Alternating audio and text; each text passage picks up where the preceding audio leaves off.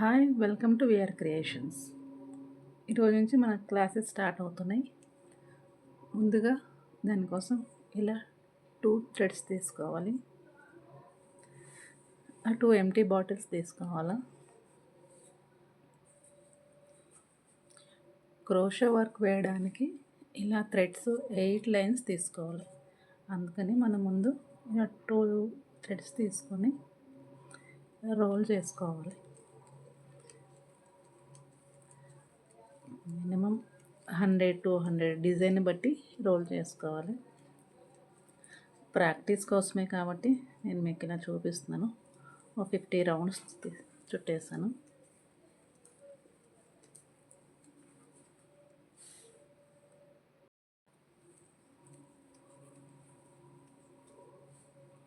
ఇలా 50 rounds చుట్టుకోవాలి, cut చేయాలి. ఇప్పుడు ఈ 2 లైన్స్ మళ్ళీ ఈ 2 థ్రెడ్స్ జాయిన్ చేసుకొని మరో ఇంకో రోల్కి చుట్టుకోవాలి. అప్పుడు 2 to 4 లైన్స్ అవుతాయి.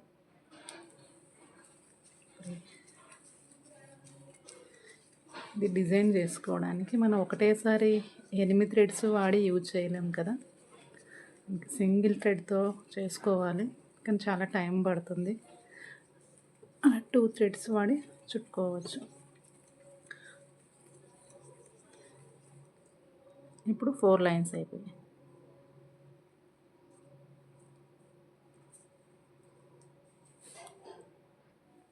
ఇప్పుడు 2 to 4 లైన్స్ కట్ చేసుకొని ఈ 4 థ్రెడ్స్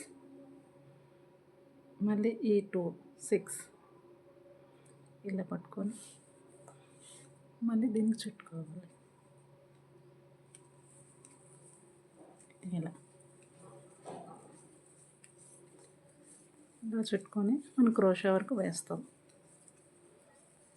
సేమ్ ఏ డిజైన్కైనా ఇలా థ్రెడ్స్ 8 లైన్స్ తీసుకోవాలి.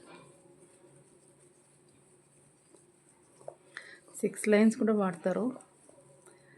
8 లైన్స్ థ్రెడ్స్ తీసుకొని వేస్తే డిజైన్ చాలా నిండుగా బ్రాడ్గా ఉంటుంది.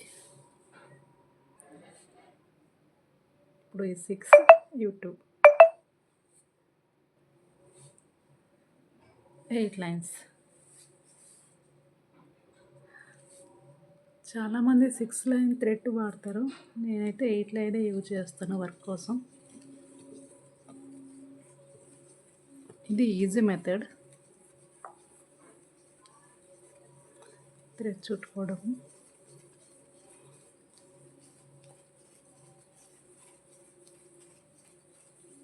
అంతే. ఇప్పుడు టోటల్ 8 లైన్ థ్రెడ్స్ వచ్చేసింది. ఇలా తీసుకున్న 8 లైన్ థ్రెడ్స్ని నాట్ వేసుకోవాలి.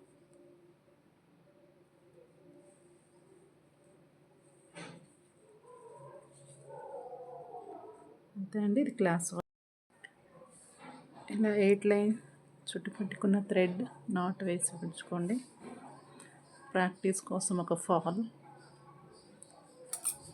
Cutter, 11 number crochet needle.